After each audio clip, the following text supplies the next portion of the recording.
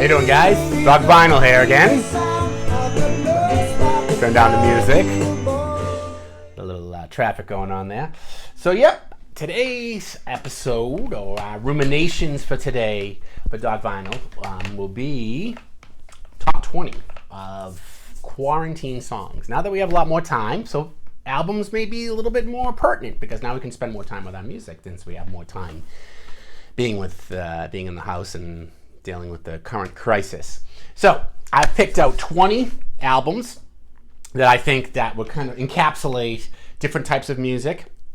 It'll be really good to kind of I'm going to talk about each one of them and all different kinds of music. I did them alphabetically. I didn't do them by any specific order to say one's the best quarantine song. I mean, obviously it's opinion, but I'd really like to hear what you guys got to say. Some of your favorite bands might not make the list. I did kind of a good cross section. I have to admit it's slightly prog heavy, not terribly 3 or 4 bands, but I did try to get a nice balance and mix of different bands in here. So we'll talk a little bit about that. So let's get right into it. I'm going to start off with the A's. And of course, AC/DC Back in Black. Can't go wrong. First album with Brian Johnson after the Bon Scott death. Of course, the Bon Scott years were awesome too, but this has Back in Black, Hell's Bells, Shoot the Thrill, Giving the Dog a Bone, What Do You Do for Money, Honey, Rock and Roll Ain't Noise Pollution, You Shook Me All Night Long. Great hits. Good rocking album. Can't go wrong with this one. It's even got the great sleeve in it. Of course, the great sleeve with Angus and everything. Awesome stuff. Can't go wrong with AC/DC. If you need to rock out, you just need to, get the gagas out because you've just been so cabin fever. This is the way to go. Can't beat for hard rock. Borderline heavy metal, AC/DC Back in Black. All right, moving on along. I'm going to obviously do the Fab Four. And my favorite of the Fab Four would have to be my favorite Beatles album of all time, which of course is Rubber Soul. This particular one is the UK release. And this is actually a UK first pressing. Pretty nice. It's not special. So yes, good stuff. So I bring that up for one reason. There are 2 versions of this album, as there are with a lot of Beatles albums. There's a UK version, and then there's a US version, which has different playlists and songs on it. I prefer the UK version myself in this particular case, but the US one's good too. This one has Drive My Car, classic, Norwegian Wood, You Won't See Me, Nowhere Man, Think for Yourself, The Word, great song, and a word, Michelle, which is also a classic. Side 2 is What Goes On, Girl, with that Paul McCartney breathing, say, girl, such a good song. I'm Looking Through You, another great song. In My Life, Wait, If I Need Someone, and Run for Your Life. This is a top to bottom, all good songs. Can't go wrong with it. Now, to me, this is my favorite Beatles album for a couple of reasons, and I'll give you a couple of reasons real quick. I think it's the first real Beatles album. Their first 3 or 4 albums, they're good, but they're very poppy. Love me, yeah, yeah, yeah, I do. You put like 3 or 4 of the songs together, and then like they're all the same. I mean, really. I mean, just the words are different, but the rhythms and the beats and music, it's, I guess you could say monotonous. I know it sounds almost like blasphemy talking like that about the Beatles, but yeah, again, but when you get into this album, their instrumentation, their experimentation, the lyrics, everything, just far better. Now there are other albums great. I mean, I'm not going to argue about what's the best Beatles album. Everyone has their own personal favorite. This is my favorite. But for this bug out list for the quarantine, can't go wrong with Rubber Soul. Okay? Great stuff. All right. Gonna change gears. Another band, one of my guilty pleasures I like to add in there. A lot of you people are gonna be like, oh no, don't play it. The Bee Gees. And of course, their first album, The Bee Gees. Look at a psychedelic album cover. I love it. Let me put it down. You sort of like glare there. It's a psychedelic album. Really cool. It's got a psych rock thing going on. A little poppy psyche. This has got some great songs on it. This is technically their 3rd album, but their first album in the fact that it's the first US full release. Their first 2 albums were in Australia, and they were technically not widely available, and they had different singles. This one has the great song New York's Mining Disaster, 1941. Cucumber Castle's on this. Turn of the Century, very good. There's some really good Bee Gees songs on this. If you've never heard them, their early stuff, I suggest you take a listen. This is not the, Saturday Night Fever, Night Fever, Night Fever. This is not that Bee Gees. This is a more rock and roll-y Bee Gees. They got some good works. They play all the instruments. It's just really good stuff. Some people say you could say another version of the Beatles. Kind of, but they were different. They were more melodious and harmonic in their singing than the Beatles were. I mean, the Beatles, yeah, Lennon and McCartney, of course. I mean, the other two sang too, but not as much. This is more of a collective thing. They're brothers, the Gibb brothers. But this is a really good album. This is a feel-good album. I mean, you put this on and you can be like, yeah, it's, good stuff. So, really can't go wrong.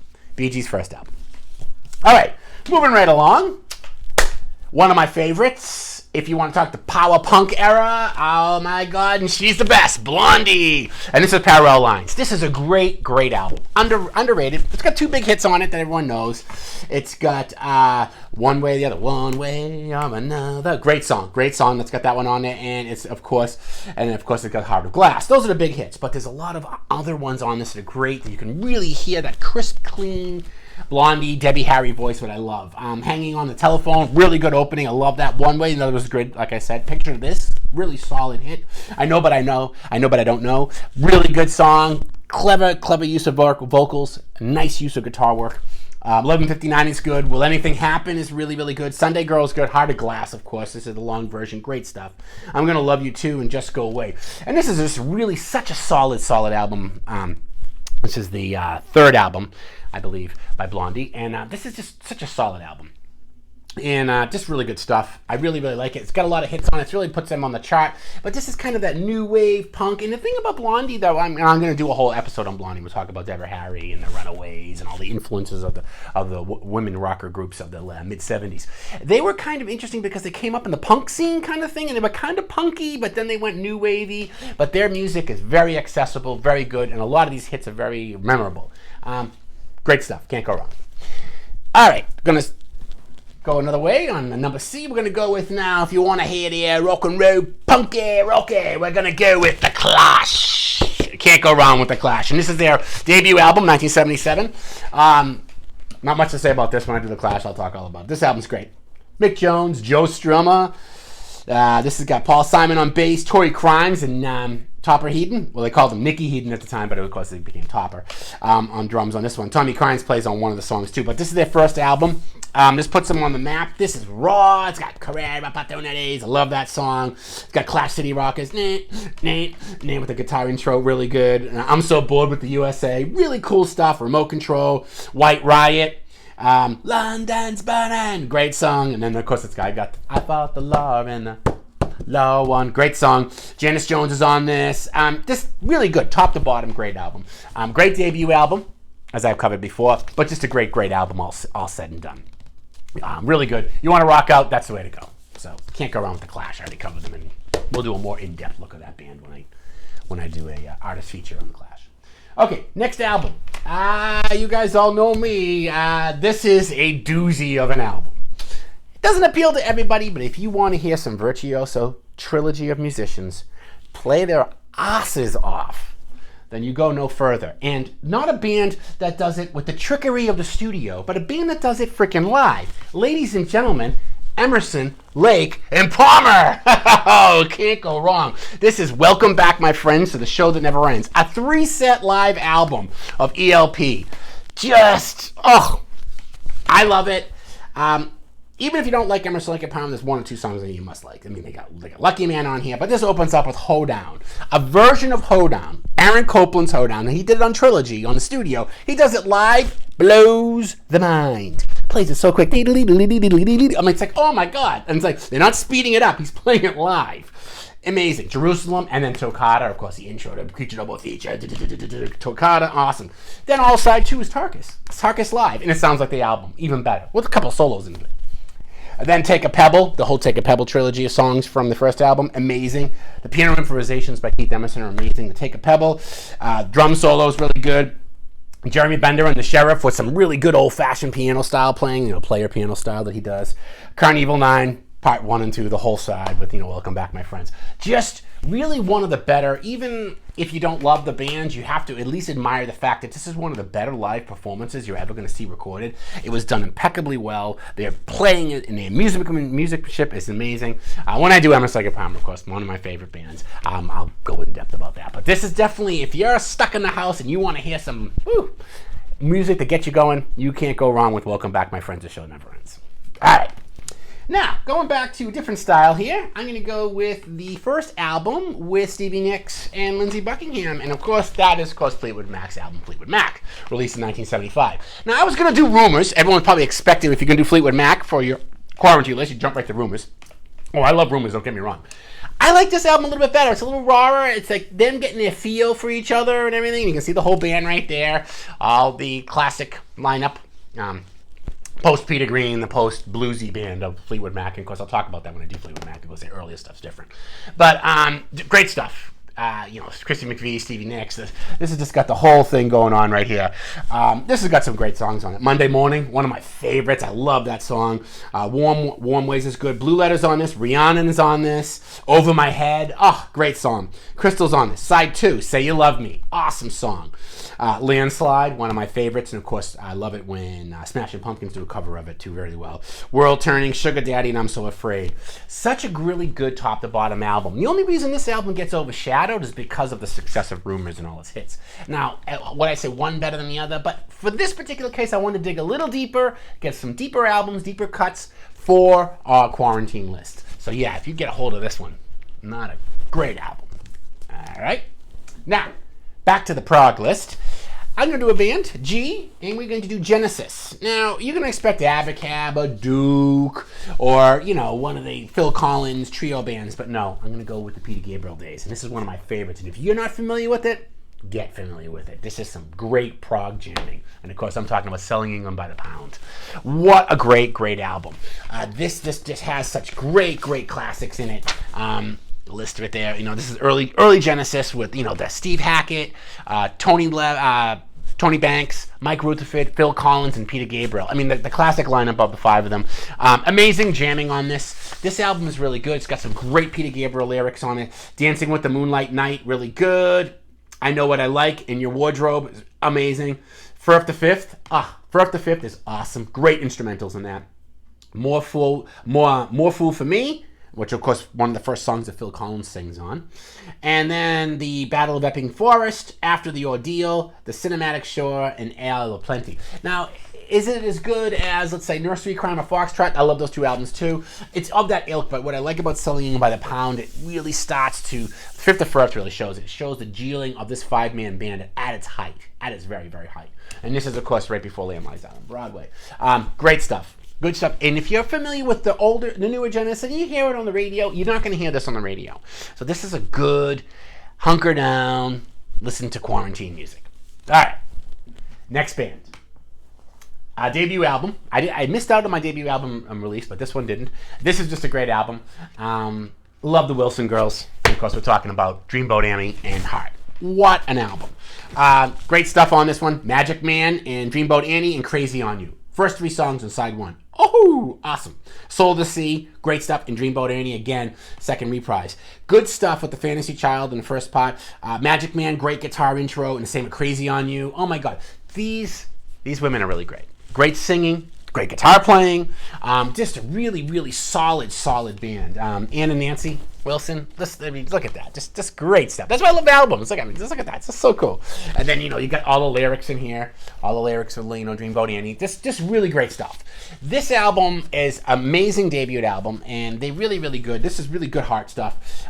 Get your world rolling. Magic Man and Crazy on You on your own. With the guitar. That'll just get you going right on its own. But it's good. Get some girl voices or female voices in there. This was released in 1976.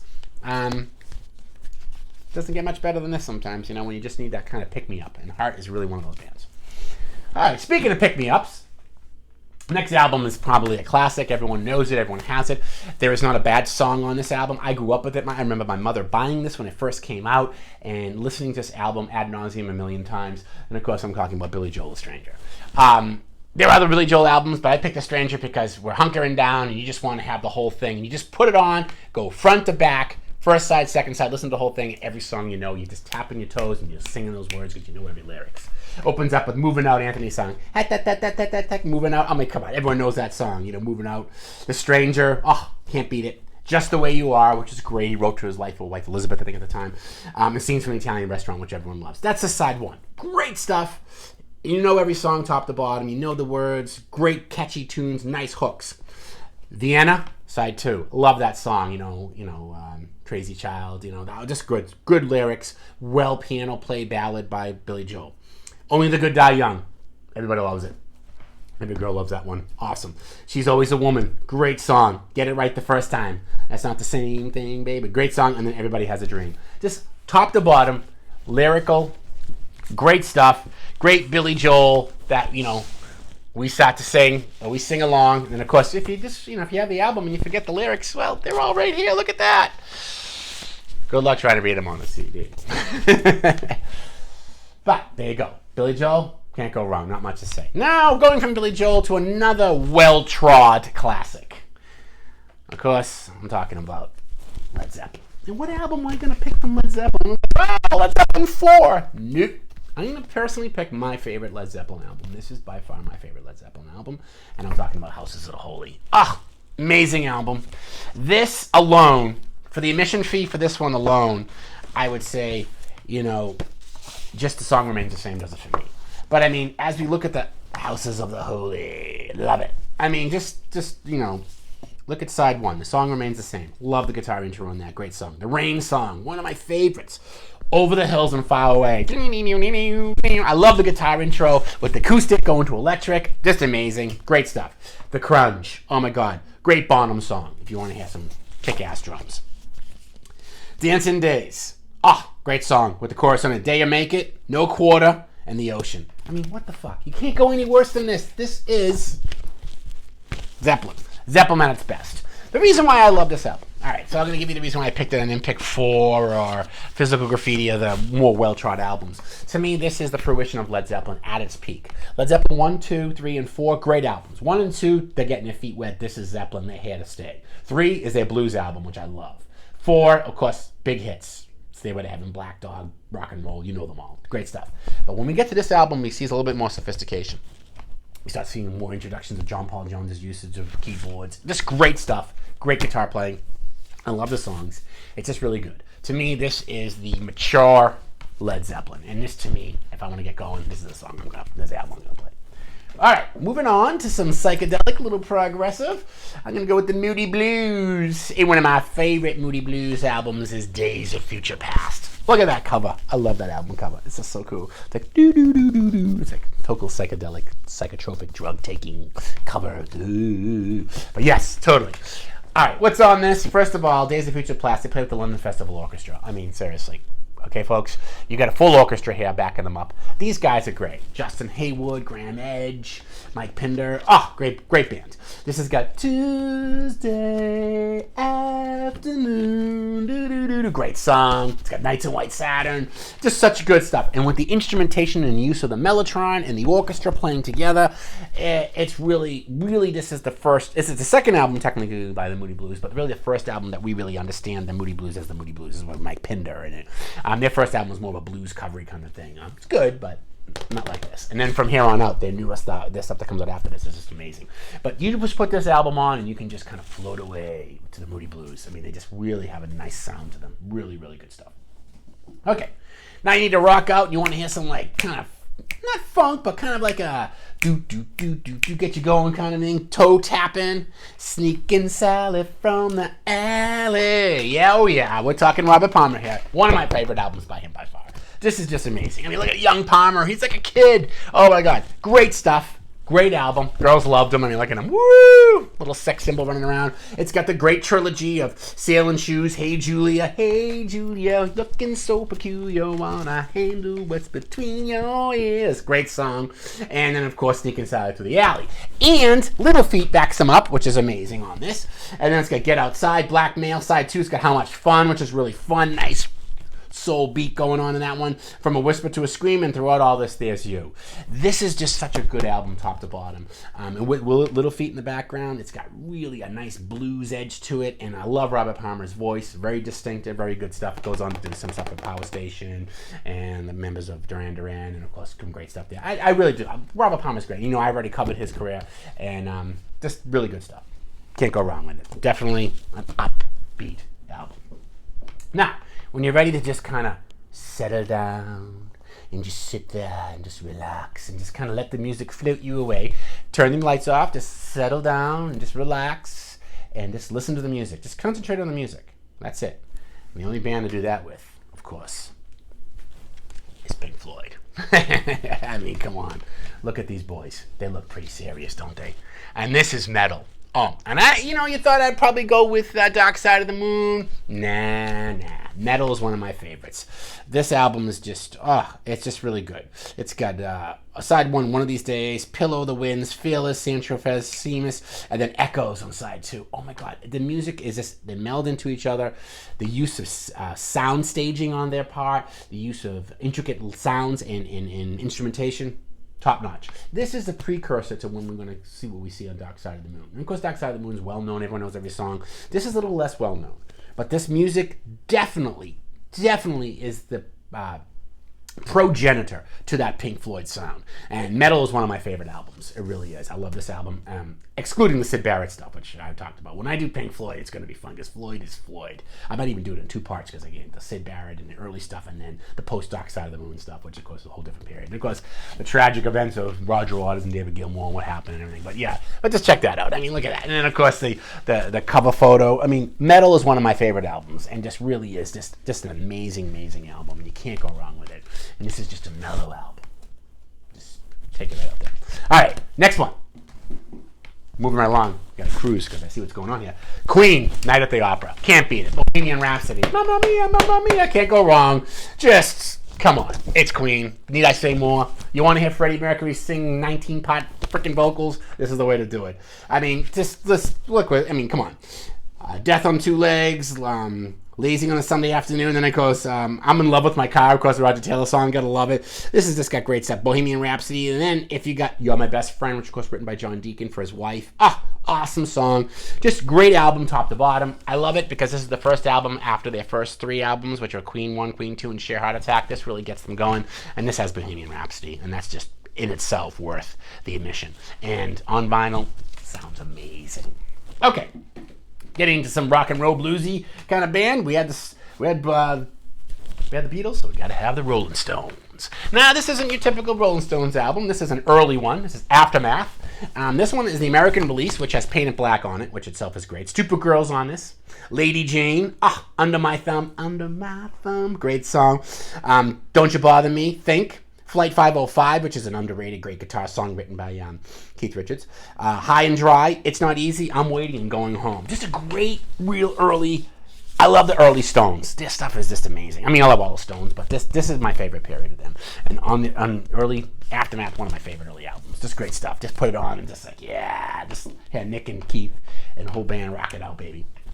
All right, now let's go for a little bit more of an ethnic cleansing here. No, just teasing. An ethnic look at rock, and one of my favorites. You can't go wrong. I talked a little bit about Santana's album, but let's go to the most famous album, Abraxas. Can't go wrong with this.